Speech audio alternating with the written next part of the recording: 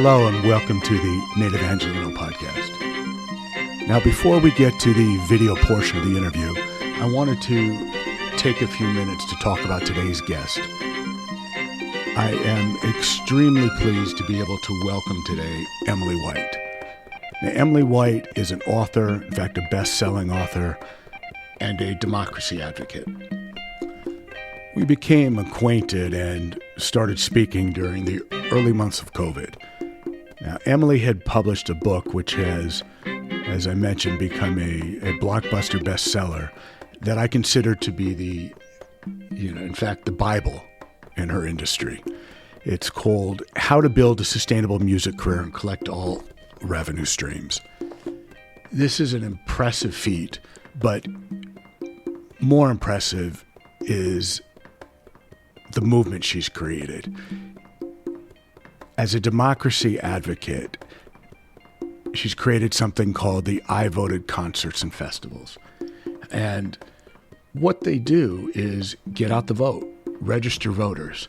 And they do this using data in combination with music to bring people together. You know, it's bipartisan in nature, right? The goal is just register to vote, get involved. So as we get in today's discussion, I urge anyone who has an interest in digital distribution, whether it be music or audio content or whatever it might be, anyone who has an interest, to read the book. It is actually a roadmap to not only the distribution piece, but how to own your intellectual property, how to prepare yourself for future growth, contracts, whatever you might looking to do going forward. And at the same time, I would ask that everyone take a minute to look at the iVoted piece of what she's doing. It's really impressive. Sit back, listen. We've got about an hour discussion. I'm very interested to hear your comments and feedback. All right. Thanks very much. And here we go. Thanks very much for being here, Emily. Thanks for having me. Really my pleasure. And this is the first time I've ever been able to say that I have on my podcast the person who wrote the book. Cool. And you did write the book. And I'll describe it as the Bible for the independent artist. If that's not the proper way, please let me hear in your own words how you'd like to describe it. I try to say Bible, Torah, Quran. Okay. But indie artist focused and capturing your own revenue streams. And so before we get into that, though, tell me about yourself. I mean, I've read the book, so forward, I followed your interviews, but I don't know anything about where you grew up and what brought you from, there to here. And you're involved in democracy issues. And I know you're also doing some sports management now. Yeah. Yeah, definitely. Well, let's hear it. Sure. So I'm originally from a village called Heartland, Wisconsin. What was the question after that? I should have meditated more before this. No, just, who are you? What was your upbringing, and, what led you not just to music, but to the other causes that you care about? Great. So my name is Emily White. I'm originally from a village in Wisconsin. I grew up a super music fan. I was privileged to be on a swimming scholarship to Northeastern University, which was my perfect kind of ideal school. They had a great music industry program and also have a very strong what they call co-op program. So I did a lot of internships throughout the music industry in college and really built up my career that way. I've been thinking lately about how I used to say when I was younger that if that music industry degree didn't exist, that I would have been a poli-sci major. So I've definitely always been interested in politics, but as you know, my career is primarily and for a very long time been in the music industry. I entered the voter turnout and voting space 7 years ago, and I'm a legacy in the sport of swimming. So that's how our sports management division developed. So we represent Olympic gold medalist Anthony Irvin, Olympic silver medalist Jay Litherland. Just closed a deal for him today. He's going to be competing at U.S. Olympic trials next month to try to make his third Olympic team. We have a couple other folks in the Olympic space. But my point on that is when people write to us and want me to manage their tennis career. I'm like, you don't want me to do that. So I'm really just an expert when in sports. I'm really just an expert in the sport of swimming. Mm-hmm. And tell me about Grandma and Grandpa White. Thank you. I saw in the acknowledgments you made mention. So Yeah, I was very. I'm like gonna get emotional. I was very close with my grandparents, and my grandfather actually I was just inducted into another swimming hall of fame this week or last week. I thought he was in all of them. But he's in the International Swimming Hall of Fame Museum multiple times. He was an extraordinary coach. He was an extraordinary swimmer as well. But I think when he passed is when I really understood his extraordinary service in the sport. I mean, just his bio is so, it's like founded the Wisconsin Swimming Coaches Association, ran the first, Wisconsin swim clinic, like was chair of Special Olympics in Wisconsin. So yeah, and it's so much more than, I mean, I'm so grateful for my scholarship, but anyone who's played sports knows that you learn teamwork, time management, work ethic. So I love my grandparents so much, but I also get emotional because everything I am is because of those gifts and those life lessons that they gave me. yeah, thank you for sharing that. Yeah. So I guess that you and I first started talking at the beginning of COVID. I'm not sure if your book had been published yet, but Oh yeah, it had been. I think that's how we connected because maybe you contacted me or you left that amazing review. Oh, thank you. But yeah, so it would have been right at the beginning then. Yeah. And I wonder. And sorry to interrupt. It came out in March 2020, so it was definitely out. If we so connected, I think we start speaking in June, perhaps. Okay, then it was definitely out. Yeah. Yeah. So, but it was a very tough time, right? COVID was happening and election season and all of that. So before we get into music, talk to me about the iVoted festival and the motivation there and what you're doing now. Yeah, absolutely. So as I mentioned, I'm originally from Wisconsin, where, for example, the 2016 presidential election was decided by 22,000 votes and change. It was decided next door in Michigan that year by 10,000 votes and change. I've since learned that Al Franken was elected to the Senate by 312 votes. And I'd read that voter turnout was down in my home city of Milwaukee that year in 2016. And I was like, 22,000 is our basketball arena, so why don't we fill it and tie in voting? I have a very strong background in the concert industry, specifically within my strong background in the music industry. So that's kind of where my brain went as far as just like, oh, well, that's a building. We know how to fill that. So we launched hashtag iVoted for the 2018 election by activating over 150 concert venues in 37 states to let fans in on election night who showed a selfie from outside their polling place. Let me stop you there for a second. What does it mean to say you activated 150 venues? Well, this is where I don't want to get too into the weeds just because it might not be interesting to people, but this is where kind of my institutional knowledge of the concert industry comes in, because it was just myself and an intern working on it. So I know that pre-pandemic venues were booked roughly a year in advance. So I just got ahead of what are called the holds. So if you want to book a show for a venue, you want to reach out as far in advance as possible, and they're going to come back to you and be like, your first hold for October 9th or your 20th hold or whatever. And I was like, well, let's just get ahead of the holds. And then the venues can say to the booking agents, hey, it's election night, the date that you want. So do you want to build into your deal setting aside X amount of tickets for iVoted entry? So that's how we were able to scale it with just myself and an intern. I knew concert promoters would like what we were doing because we were driving people in to eat, drink, etc.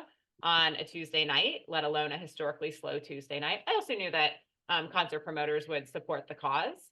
And we were able, the first promoter that came on board was Live Nation in New York City. I think the second was C3 in Austin, and the third was Peter Shapiro here in Brooklyn Bowl. Those are three extremely influential promoters. So if I was able to get one of them, I could leverage it across the country to everyone else, like a FOMO effect. But the fact that I got all three really helped it spread. So that year, for example, we had Maggie Rogers, Living Color, My Morning Jacket, got a lot of press. And yeah, so that was our DIY, it's still DIY, but our DIY 2018 campaign. And again, the short version, what was happening is you wanted to register folks to vote, motivate them to vote, and well, just what did you do exactly? Yeah. Oh, duh. Thank you. We're focused on turnout. There's a lot of great registration orgs that we're partners with. So you show your selfie from outside your polling place, or a selfie at home with your blank and unmarked ballot. Future voters enter events by sharing what election they will be 18 for and why they're excited to vote. And non-citizens and those ineligible to vote enter by letting us know which artists they're most excited to check out. So it's really selfie for access to drive turnout, and all the other language I explained ensures that our events are in compliance with both local and national electoral laws, and also, of course, inclusive and open to everyone. Yeah. And what's happening for this election cycle? Well, can I touch on 2020 quickly? Yeah, of course. Okay, great. So for the 2020 election, I was holding arenas for election night when, of course, the pandemic hit. So we pivoted and produced the largest digital concert in history. Fans RSVP'd to access our election night webcast with a selfie at home with their blank and unmarked ballot or their applicable selfie criteria. And for that one, we had over 400 artists participate, like Billie Eilish, Run the Jewels, Fish. The list just really went on.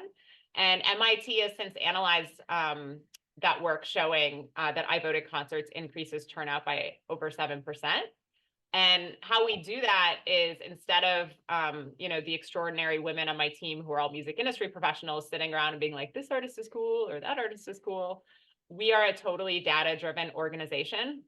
So we book the top trending artists, particularly in key locations whose electoral margins are often decided by the size of a concert venue.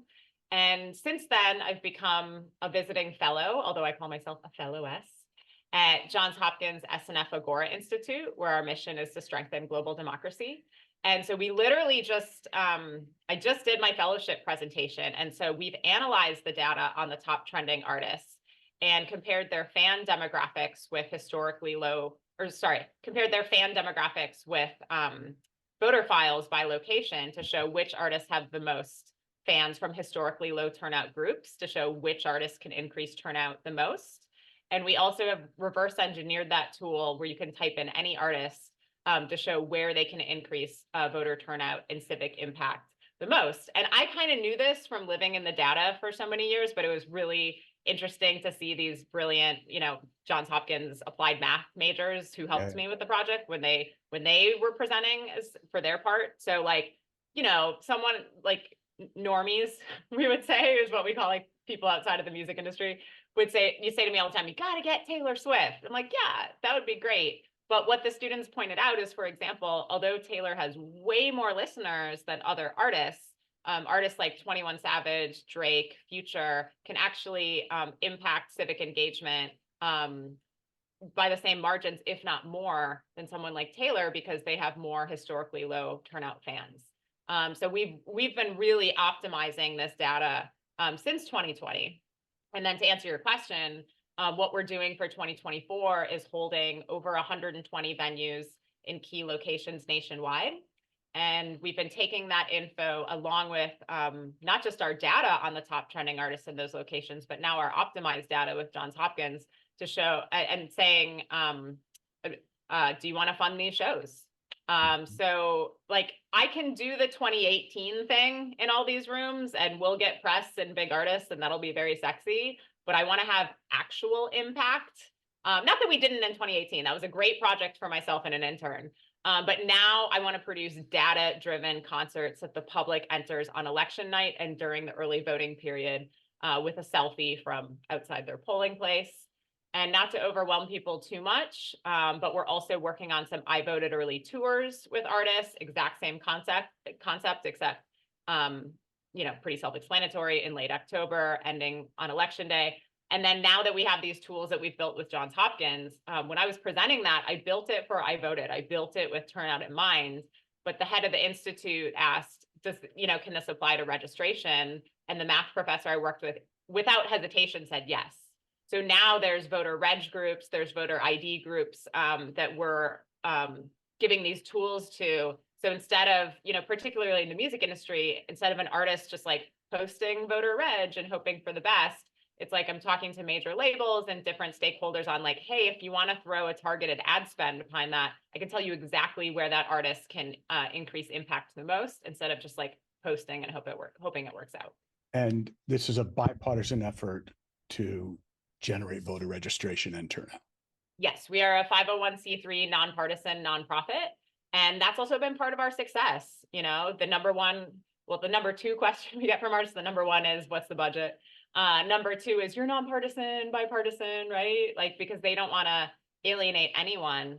So that's been really powerful. And I think for me personally, I don't mean this like in any sort of self-righteous way, but it's kind of allowed me to live above the politics a little bit. So obviously I care a lot, but people try to talk to me about like candidates and politics all the time. And obviously I'm paying attention to what's going on, but this work has been incredibly anxiety reducing at the same time, because it's like, I don't leave a single stone unturned when it comes to voter turnout. So kind of like an athlete, although I probably wasn't like this as an athlete, like you put all the work in, and then what happens with the results or competition or whatever is what's going to happen. And you didn't mention by name the Elijah Cummings Democracy and Freedom Festival, but that is with Johns Hopkins? It is, yeah. So I was privileged to be on the planning committee for the Elijah E. Cummings Democracy and Freedom Festival this year, which was at the African American Museum in Baltimore in partnership with Johns Hopkins. And I just have to say, like, personally, as an entrepreneur, because again, I've been in the music industry for probably 20 plus years, been in the voting space for 7.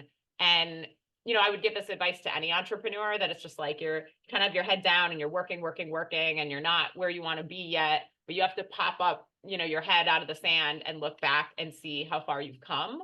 So like last year at the Democracy and Freedom Festival, I knew one person.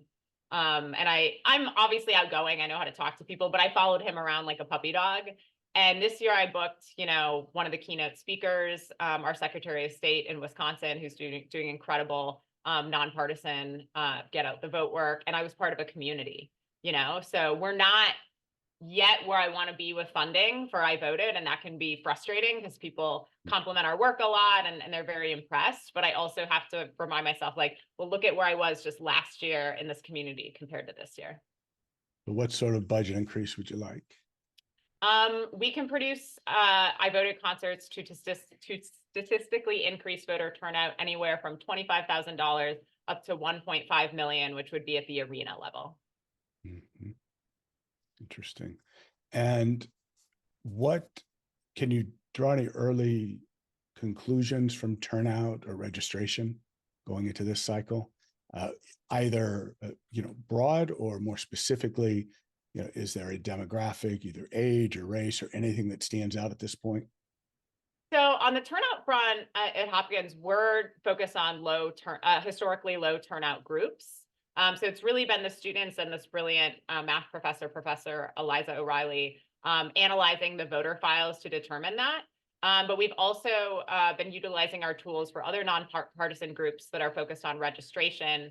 There's one group in particular that is focused on Black voters in 5 key states, for example.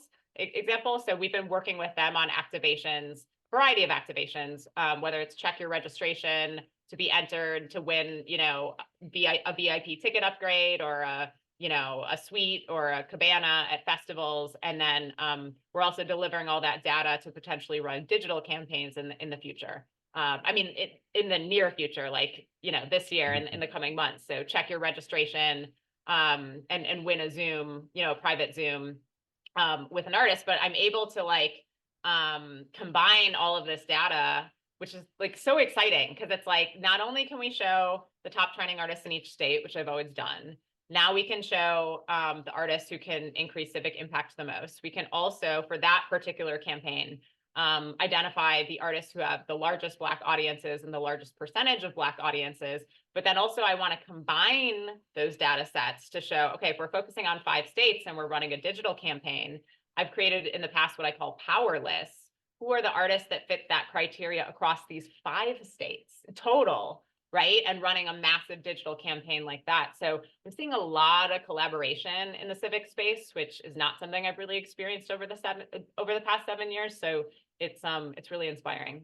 It would seem to me that given a nonpartisan or bipartisan stance, that if the committees for each party were smart, they would both fund you. We'll find out. I'm starting to get those questions, but I'm still newer on the scene. There was a great one of my fellow fellows at Johns Hopkins was so sweet. He was like, I don't know if this is the perfect example because I like oatmeal, but he's just like, everyone else is serving up oatmeal in the form of postcards. I love postcards, don't get me wrong.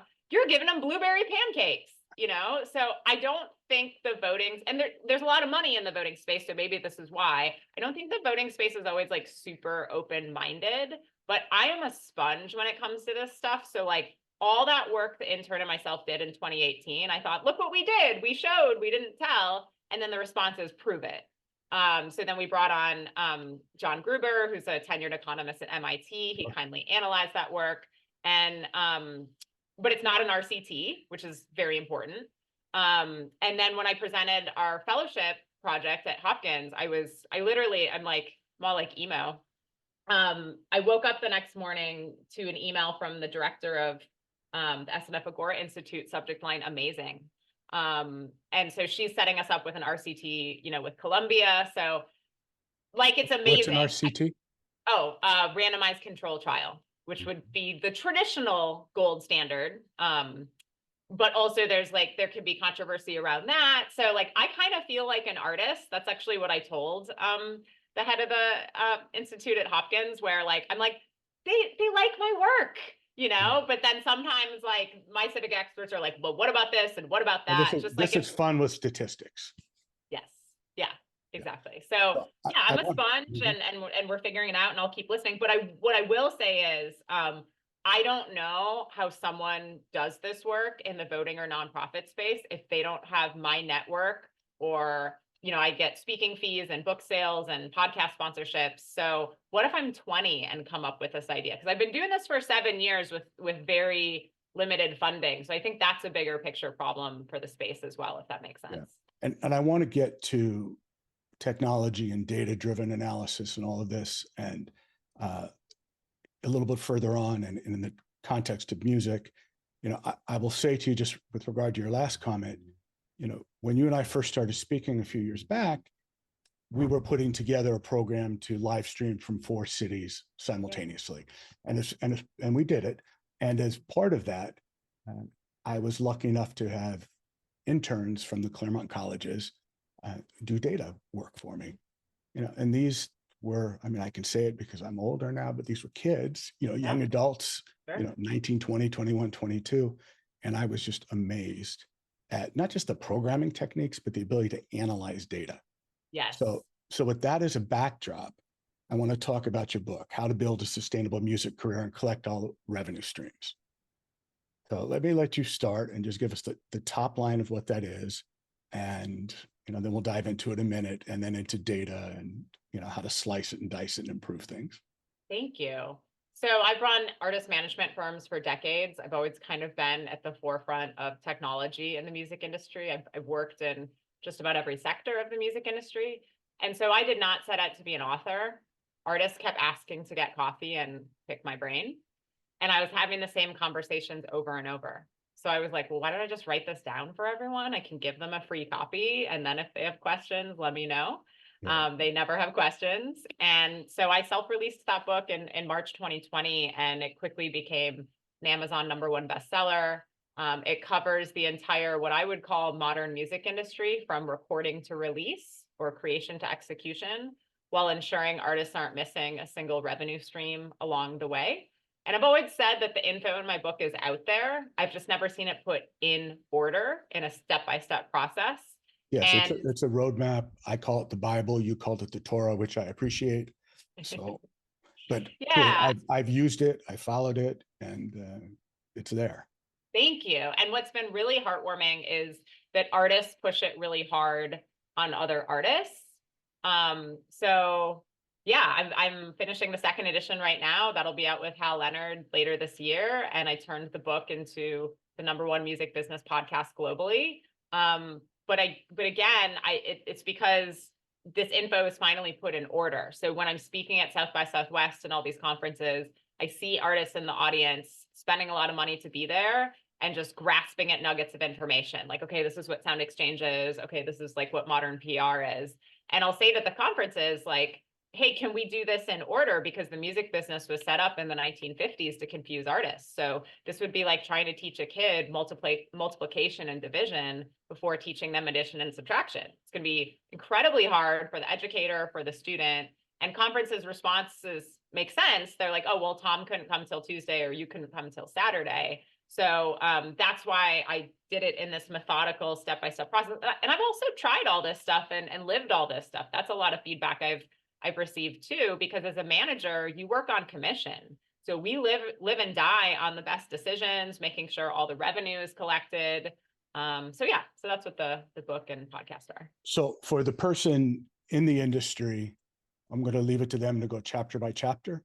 And I want to boil it down. And if I'm off, tell me, but to an idea of, there's a lot of data around.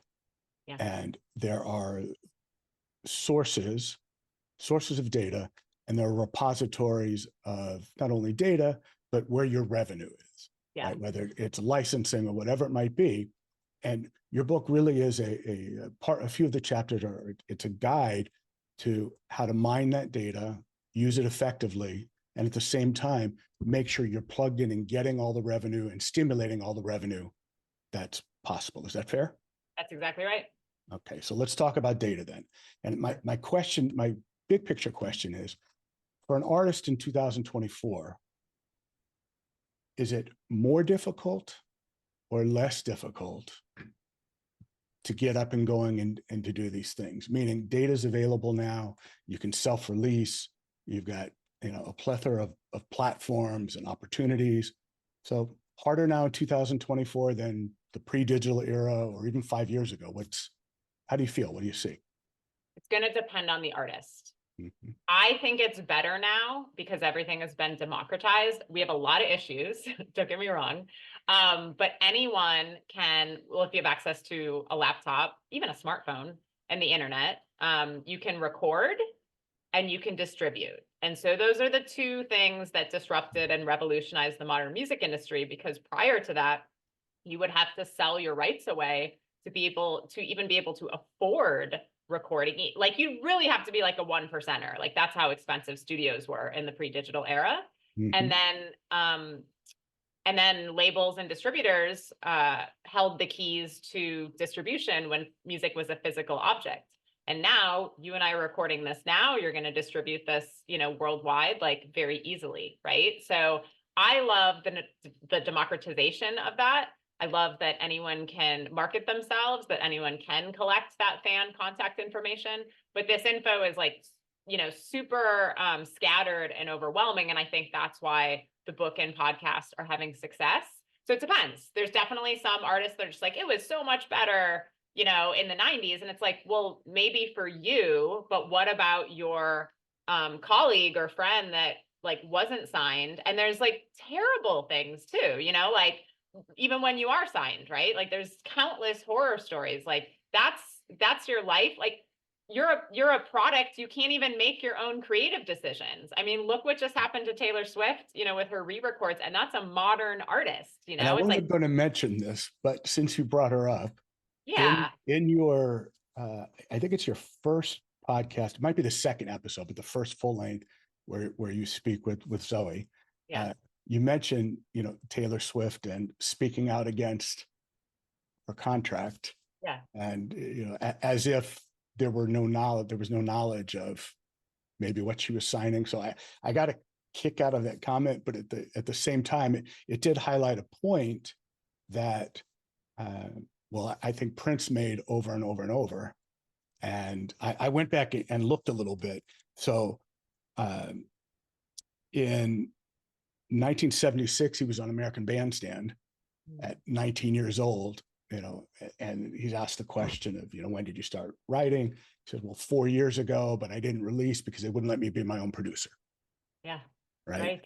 And then, there's is it Mariah Carey? There's a famous, Janet video. Jackson, I think. Yeah, one of the two, yeah. And where he's saying, well, she got a $20 million contract. Let me show you why that's not. Yeah. And then I think it was the Soul Train Music Awards, maybe, he gave a long, dissertation on why it's important to own your own stuff. That's right. And I think that fits directly in with your book. I mean, that's what it's all about, right? I Having mean, control of Prince, your intellectual property and knowing when you're giving it up, what you're trading it for if you're signing with that's somebody. right. Exactly. And Prince changed his name to a symbol, and wrote slave on his face. Okay. So it's like we've been warned, and you could not even release music unless it was approved by the label, So, it's interesting when you're asking this question. I was just on a panel, I moderated a panel at South by with Rain from the band Our Lady Peace, who had some hits in the 90s. And he's doing like amazing work in the music tech space. And I'd be really curious to ask someone like Rain that, who really understands the modern world, but also like had mainstream, radio airplay in the 90s. I think I'm gonna ask him that. Yeah. Like that's the perfect person who straddles both worlds, See, I think it's tough to argue that I'm going to use better or worse, but only in the sense of ability to distribute. Yeah. You know, Yes, totally. you can go viral, Yeah. you can get your stuff out there with control. That didn't exist. But when you go viral, make sure you get the mobile phone numbers and email addresses from as many fans as possible, because someone else is going to be viral tomorrow. Which is something that I'm going to ask you about offline, because you discussed very directly of how to collect the email addresses and the like and build your list for marketing. And super, super, super important. But before we shift gears, I'm going to leave you with a bit of trivia. So October 1981, I was at the LA Coliseum when Prince opened for the Rolling Stones and got thrown off stage Wow. because he was seen as too out there. I remember Jay Giles opened and Prince. And Yeah. the only time I ever saw him live, but that was a show. That's amazing. Wow. So the distribution aspect we touched on a little bit, and the volume, meaning the number of views, sales, however you want to look at it, clearly the top line number can be very large. But let's talk about streaming revenue. Mm-hmm. And I don't know if you look at it in terms of, cents or dollars per thousand or million streams, or how you look at things, but can you quantify that a little bit and kind of bring it down to, if an artist has, 1 million streams or 100,000 on Apple or Spotify, before splits with managers, what are they making? What's the revenue? Unfortunately, it's not that easy to define, because it depends on the user that's listening to them. So they are going to get, it's all fractions of a penny. So, but they're going to, yeah. But in essence, it's hundreds of dollars, per 100,000. It's not thousands like it used to be. Right. It really is fractions of a penny per stream. Yes, exactly. And again, I'm getting too into the weeds, but you're going to get a few more fractions of a penny if it's a paid user on Spotify, for example, versus if you're on the free version. Look, I actually think, I'll talk about streaming in a second, but it's not even that I feel strongly about this. Like, Beyonce's doing it, Taylor's, the biggest artists in the world, are doing it. You need to launch a pre-order as far in advance as possible. Where you are going to generate the most money and the most fan contact information is through your website.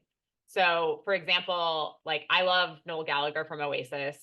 I was recording a podcast episode on this topic in January. This was January last year, but doesn't matter. In January.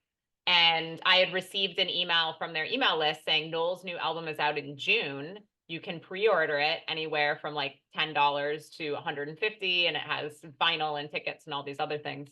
And so the amount of money that the guy who wrote Wonderwall is going to make between January and June is significant. So I already feel strongly about that. And I did the same thing with my book.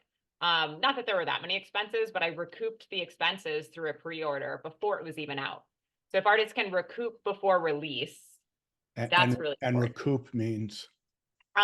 Recoup any expenses, like if they had vinyl pressing or recording expenses or a producer expense or anything like that. And then when release day comes, the vast majority be on streaming. I'm not saying I don't be understand. on streaming, but the audience wants to support you in the best way possible, and they don't know how unless you tell them. So the vast majority of artists just pop up a Spotify link, and all that is saying is give me fractions of a penny. So you're saying build your brand, control your brand. It's really a 72-hour process I'm talking about when it comes to really. I appreciate what you're saying, but it's I think it's more simple than that. And so like on, when Cowboy Carter was released this year, Beyonce's historic, amazing new album, like she was pushing her website on day one, go get it. There's a reason why the biggest artists in the world are doing that. And then on day two, and you should be on Bandcamp, the whole time, your pre-order should also be on Bandcamp. Day two, push out, hey, it's also available on Bandcamp. That's where you're going to get the second highest profit margins, and more often than not, fan contact information. And then that third day of release, a whole 72 hours, then share with your audience that it's on Spotify. Because when you start with where you're going to have the highest profit margins and the most data collection, I want you making dollars, tens of dollars, hundreds of dollars, thousands of dollars, not just saying, indirectly, give me fractions of a cent.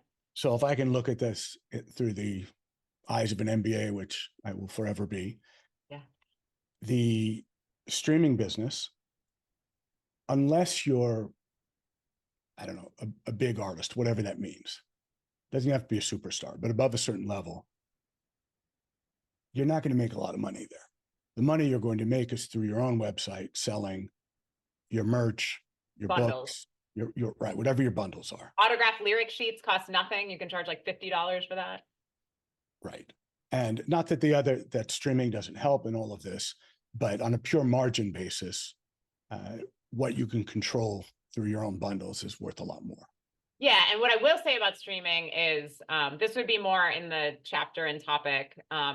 Well, it's music publishing isn't scary or confusing, which you don't have to worry about that right now, but plus how to land a sync placement. And a sync is a song in film, TV, video game, commercial, etc.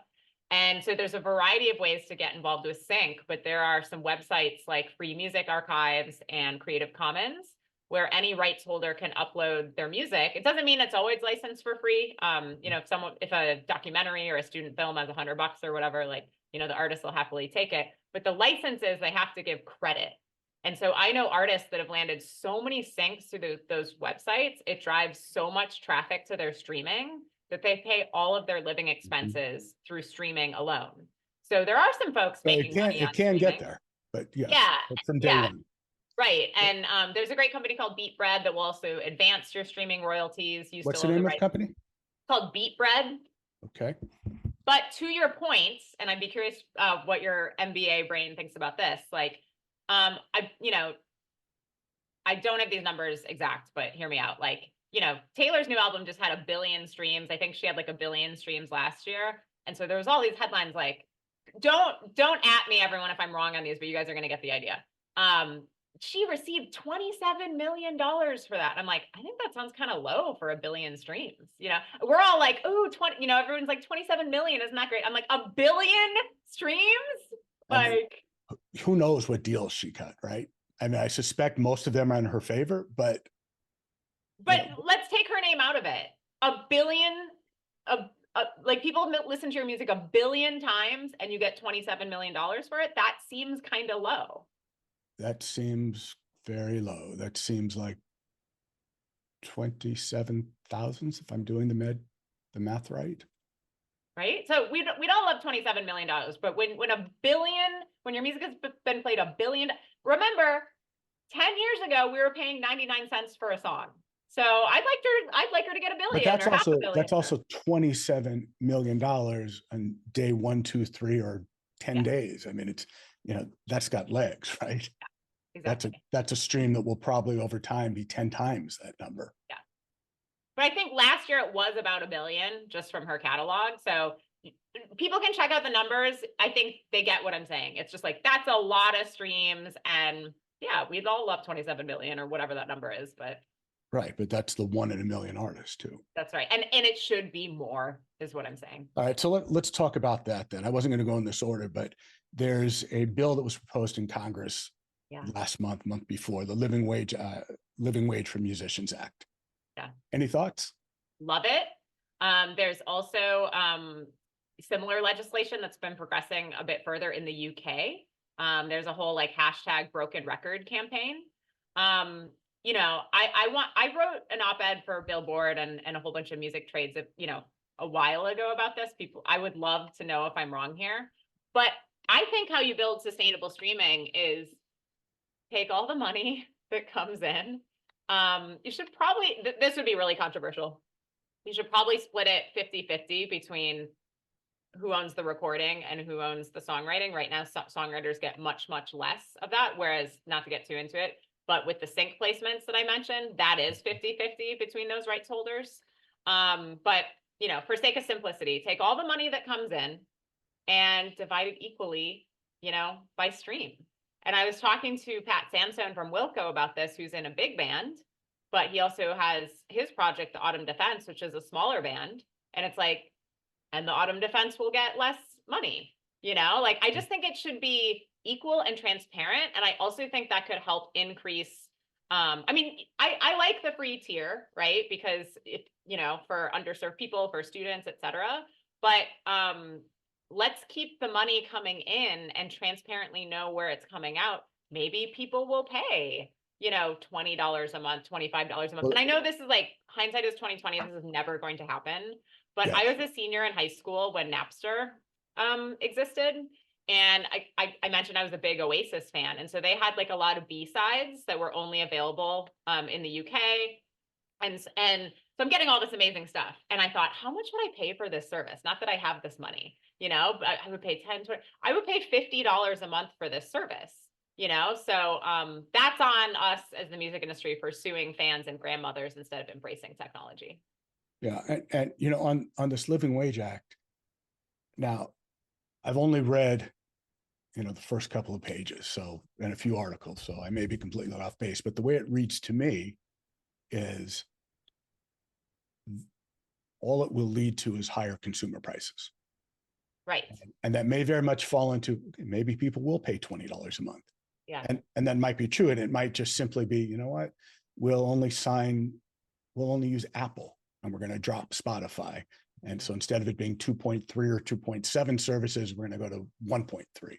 You know, maybe that's the answer. But I can see the industry pushback, you know, before they even get going. And that's going to be it. Great, fine. But consumer prices get hurt. So yeah. But when we're like, oh, $20 a month, Tom, how much did you buy a CD for in 1999?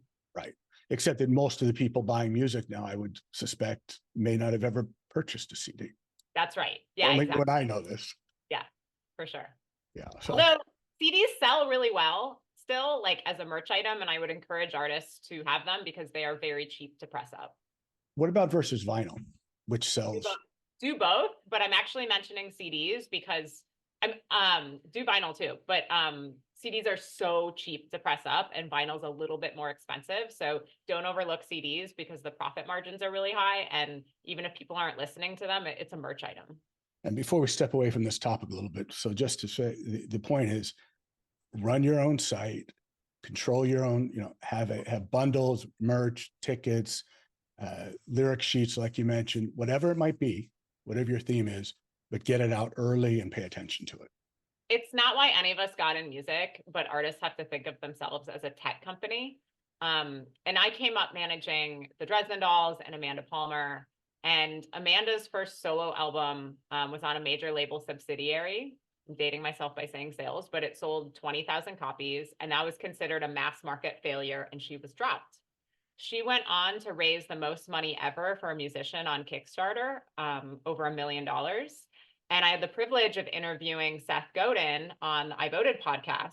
And he pointed something out to me about an artist whose career I know as well as she does usually. And he said, how many backers did she have on Kickstarter to get that $1 million? Do you want to guess?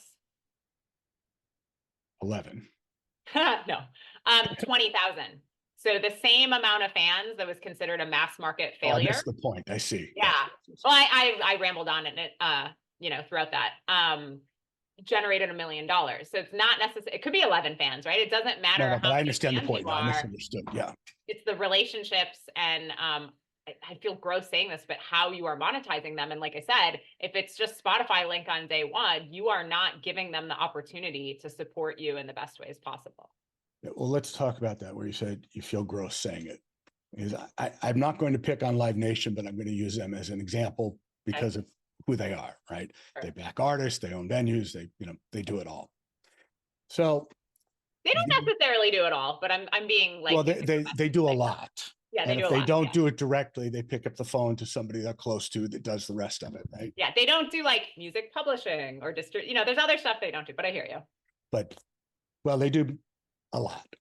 On the live side, absolutely. On the live side. And so I'm going to bring it up from a couple of different angles. But if we go back to 2020, there was a memo that leaked, right? COVID memo to artists. And let's just assume that it was more or less accurate, right? Because some of it came into play. And essentially what it said, and correct me if I'm wrong, was times are tough. We don't know what's going to happen in the industry. Concerts are shut down. So what we are doing, we're going to use this as an opportunity to cut what we're paying artists. We're going to take a bigger piece of merch and all these other things. Is that fair? I guess, yeah, but they also overpay artists, which is controversial because then that blasts out independent venues who can't even make that much on one show. So that's a publicly traded company, Right. So, but the reason I'm making that point is they have power. And in their last quarterly earnings report, I took a quote from it: price resistance coming out of COVID, we're not seeing it. So in other words, prices are up for tickets. Oh my God. Volumes of people going to shows are up. Yep. So we kind of made it through that whole period. Yeah. And we've now had 4 years of technological advancement. Mm-hmm. So we've now got AI and music, and all these other things. And I'm just, what do you see in terms of, back to one of the initial points we were discussing, the ability of an artist to not only promote and succeed, but, with technology, I assume that makes it better, easier, faster, cheaper, all of that. But does that help? I mean, does that actually help you get a booking with a Live Nation venue? Or, what's the state of the industry right now, and how is technology impacting both the indie side and the corporate side?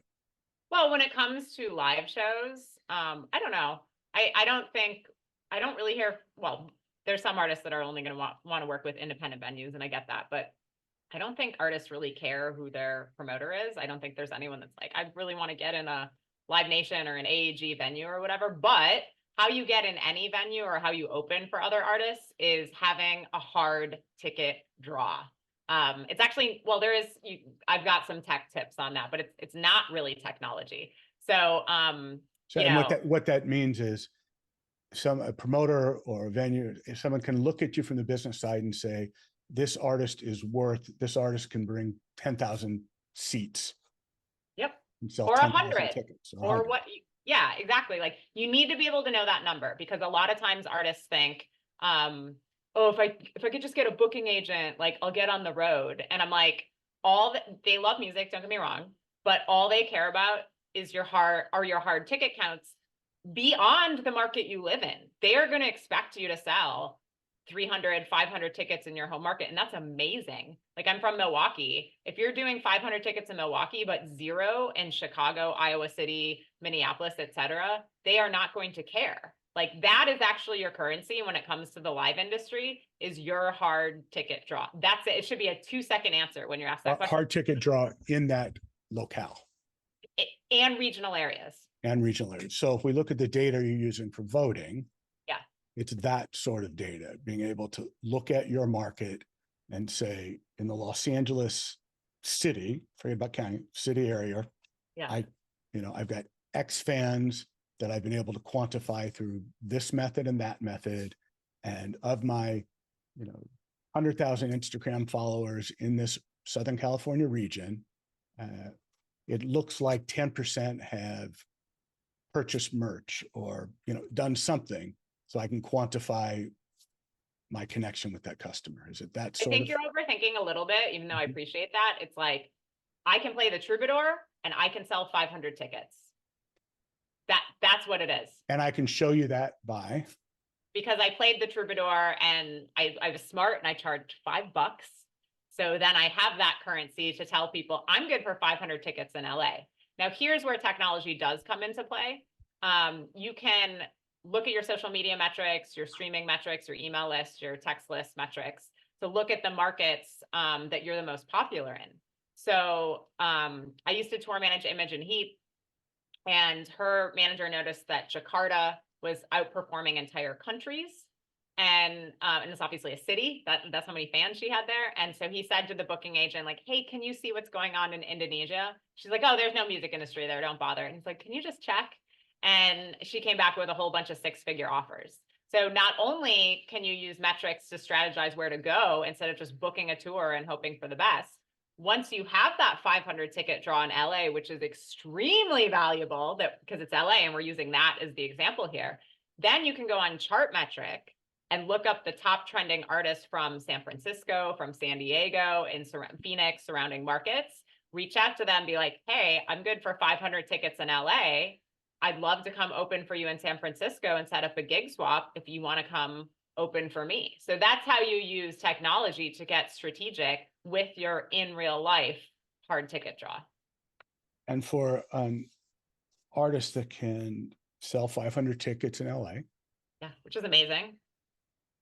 I don't know the capacity of the troubadour, but I'm going to guess. I would guess 650, 700 off the top of my head, somewhere in there. All right. So how does an artist get paid for that gig? Sure. Troubadour, I haven't tour managed in a long time, but actually off the top of my head, I feel like Troubadour used to be, well, I'm sure they do different deals. So I'll speak generally. A generic. The best deal you can get, which is risky for yourself, is a door deal, which means you're going to get 80 to 90%. Sorry, I didn't silence my phone. From $1. But as artists grow, at all levels, they more often than not get a guarantee.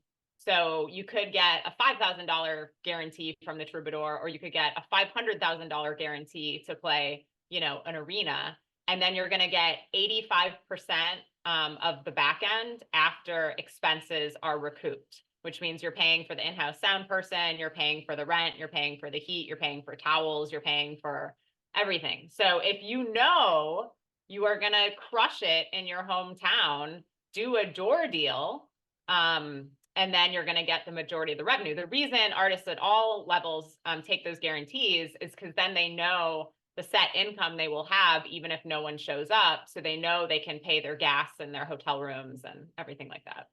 Mm-hmm. And what are the current trends? What are you seeing in terms of either up and comers, or what's interesting to you as you look at the landscape right now? What's interesting to me is definitely what I've learned looking at this data on the top trending artists by location. And I've experienced this, throughout my career, but I really see it in the data, because what we think people are listening to or what we talk about in music press is not necessarily what people are listening to at all. So tell me about that. Yeah. So, and like I said, I've experienced this. Like, I've managed artists that, like hipster indie artists that get the most press you can ever imagine in your life. We're talking New York Times, NPR, like way beyond just music press.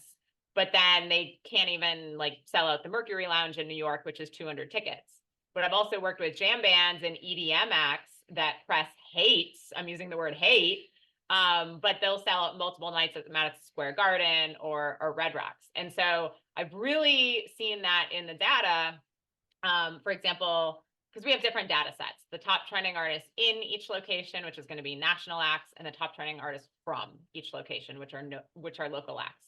So when I first downloaded the data on my home city of Milwaukee, on the top trending artists from Milwaukee, the artists that I'd heard of that were like the Milwaukee Journal Sentinels artists to watch at South by Southwest, didn't have fans.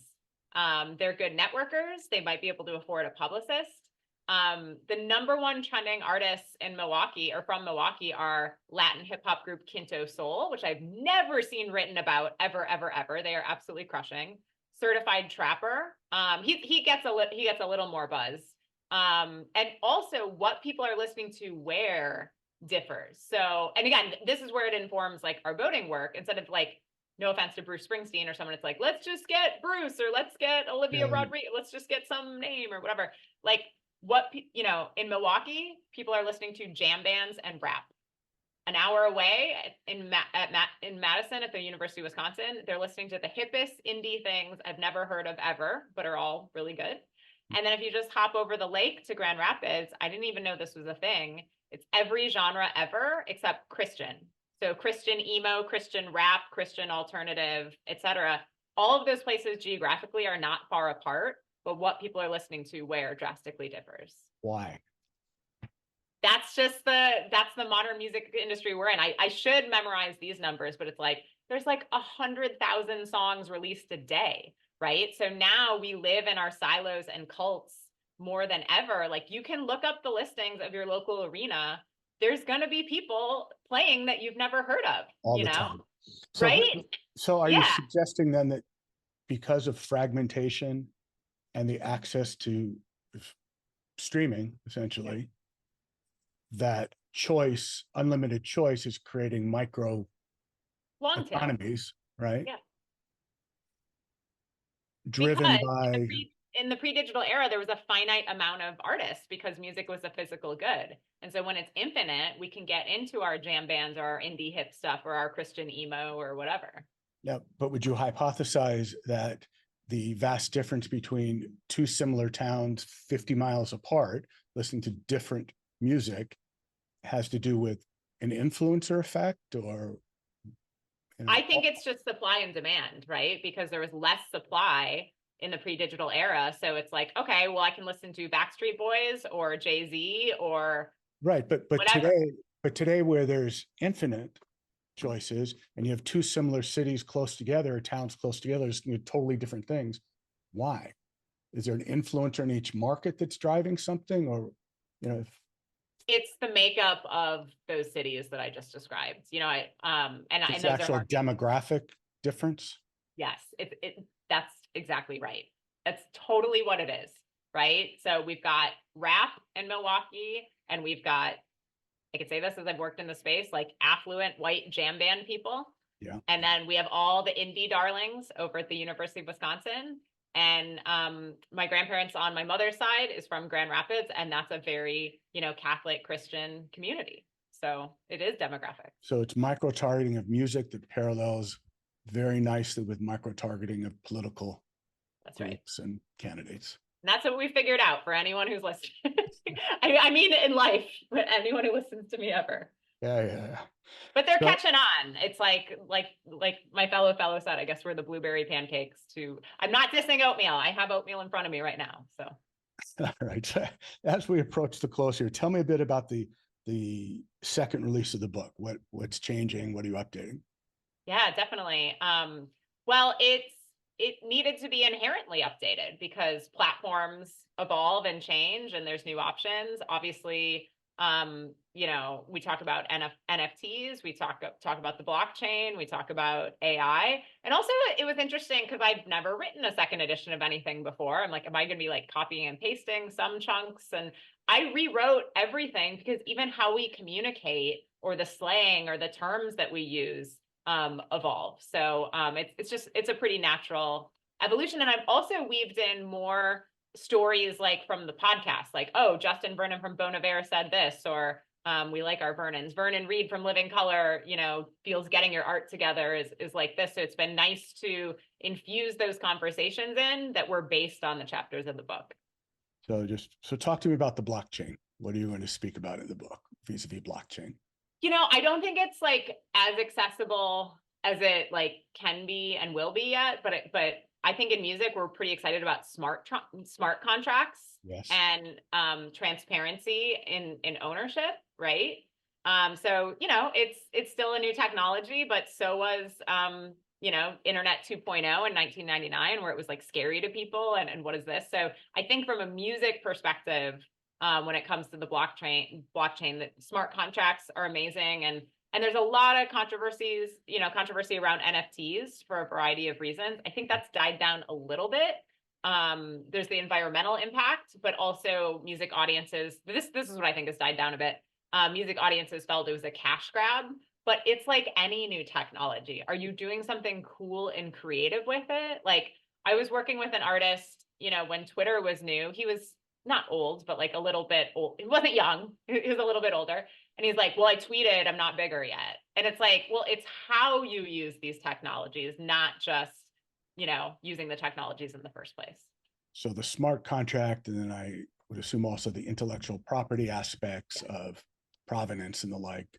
And that's the same across many, many industries. I mean, think about putting all the songwriting splits on the blockchain, because right now, if you and I write a song and we decide that it's, I wrote 60% of it, you wrote 40%, I'm with ASCAP, you're with BMI for performing rights organizations, and one of us makes a typo entering that info in, neither of us are going to get paid because that number doesn't add up to 100. And it could be a totally honest mistake, right? So if you have, that's just one element. Songwriting splits, transparent on the blockchain, hopefully artists can get paid a lot easier and faster. So just two more things. And sure. One, for anyone who hasn't listened to the podcast, I suggest, go back and listen to it's either the first or the second episode with your friend or sister of your best friend, Zoe, where you talk about it's the forward to the book, and it's a nice overview for anyone as Zoe is a very successful artist across. I think you describe her as the only person you've ever spoken with in the industry who doesn't actually need to read the book. That's right. So very good intro, but what's going on with her now? What is Zoe doing now? I owe her a check-in. I'm mostly gossiping with my best friend, her sister, about guys and whatever.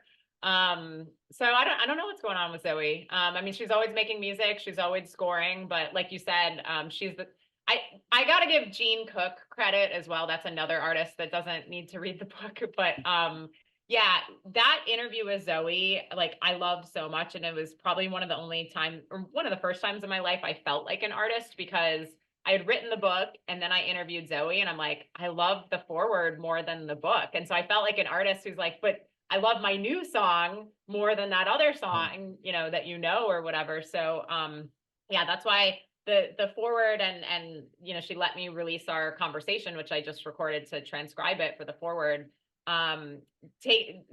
goes through the entire book, goes through each step through the lens of Zoe's career. And it is so fascinating because she is a solo cellist. Yeah, let's talk about it for a minute, because she is not what you think about when you think of an indie artist making a living. So no, talk a bit about what she does and quantify her numbers a little bit, because it's quite incredible. So Zoe Keating is a solo cellist. I mean, she's so much more than that. She loops her music. She's a dynamic performer on stage. She scores for film and TV. But she also has a computer science background. So she's been collecting, fan data from day one. She's always been very open-minded with technology. So she played like the Twitter offices very early on, quickly amassed over 1 million followers there. But then there's also elements. 1 million followers. And just how many artists, if you had to guess, have over 1 million followers on any platform? I have no idea. 10%, 5%? Oh, yeah, like number. Less than 5%, I would say. So it's a big deal. A cellist who's got. But then there's elements I learned, like, she felt very like sexualized as an artist when she came up.